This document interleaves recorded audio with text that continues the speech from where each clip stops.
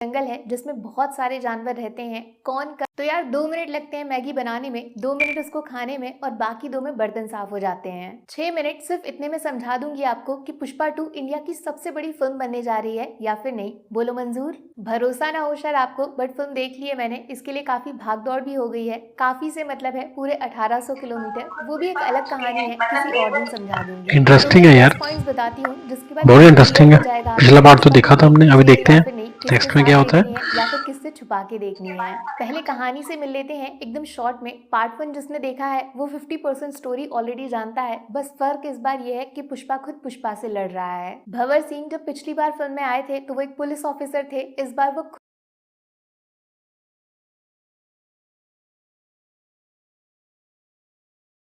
के बाद अब इनको चाहिए फुल इज्जत। बट लड़ाई इन दोनों के बीच इतनी सीधी नहीं है। ये एक जंगल है जिसमें बहुत सारे जानवर रहते हैं। कौन कब कहां से निकलेगा वही तो फिल्म की असली कहानी है। कुछ शेर की तरह सामने से अटैक करना चाहते हैं तो कुछ लोमड़ी की तरह पीछे से दिमाग लगाते हैं। सिर्फ एक गलती और आपका शिकार पक्का हो गया। कमाल की बात यह है कि इस बार पुष्पा बदल गया है। मालिक की एक लकड़ी के लिए खुद की जान दांव पे लगाने वाला अब खुद मालिक बन चुका है। इंटरनेशनल पुष्पा। वो कहानी सुनी है राजा तोते वाली? तो पुष्पा का तोता है श्रीवल्ली। अगर पुष्पा को जान से मारना है तो तोते की गर्दन मरोड़ दो, राजा अपने आप खत्म हो जाएगा। ये प्लानिंग काफी लोगों के दिमाग में चल रही है, लेकिन इतना आसान होता तो पार्ट 1 में जॉली रेड्डी नहीं कर लेता। उसका कमबैक भी होगा, चिंता मत करो। उससे पहले बहुत बड़ी बैड न्यूज है मेरे पास। इतना ज्यादा मार खाते हुए पिटते हुए आपने पुष्पा को आज से पहले कभी नहीं देखा होगा। ये झटका लगेगा। बट दुश्मन ये नहीं जानते अगर हार के जीतने वाले को बाजीगर कहते हैं तो मर के जिंदा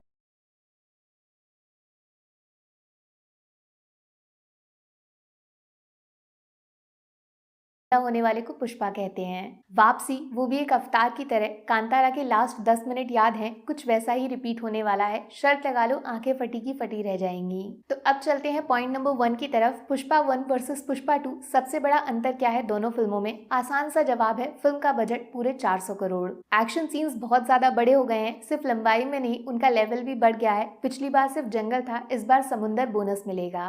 पार्ट 1 में सिर्फ हाथ पैर की लड़ाई थी, इस बार बंदूक से वॉर लड़ा जा रहा है। फिल्म ने पैसा कमाया तो पार्ट 2 में खर्च भी किया है, वो आपको दिख जाएगा। Point number 2, Pushpa the rule एक सीरियस फिल्म है भाई। स्टार्टिंग सीन थिएटर में घुसते ही समझ जाओगे आप, इस बार मजाक नहीं चल रहा है। पार्ट 1 में तो सब कुछ इजी था। पुष्पा दिमाग से बड़े बड़े विलन्स को ठिकाने लगा रहा था। इस बार मामला टक्कर का है। पुष्पा पास और फेल दोनों हो सकता है। ऑलरेडी बता चुकी हूँ मैं आपको, पुष्पा के साथ वो चीजें होंगी इस फिल्म में जो पार्ट 1 में शायद इमेजिन भी नहीं कर सकते थे। ये डर ही पुष्पा 2 को पुष्पा 1 से अलग बनाएगा। ऐसा कुछ पार्ट 1 में फील नहीं किया था आपने। पॉइंट नंबर 3, पुष्पा एक आसान फिल्म है, ज्यादा दिमाग लगाना नहीं है। इसको हर कोई आसानी से समझ लेगा और दूसरों को आसानी से समझा भी देगा। शायद इसी कारण फिल्म ज्यादा बिकेगी भी। मतलब एनिमल के जैसा कुछ नहीं है यहाँ पे। टिकट बुक करने से पहले 10 बार सोचना नहीं पड़ेगा। आराम से फैमिली के साथ जा सकते ओके, नाइस।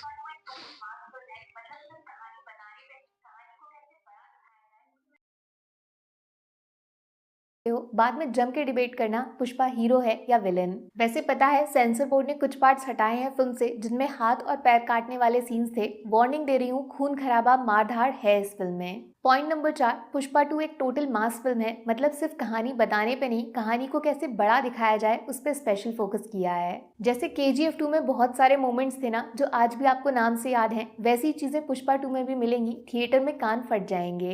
इन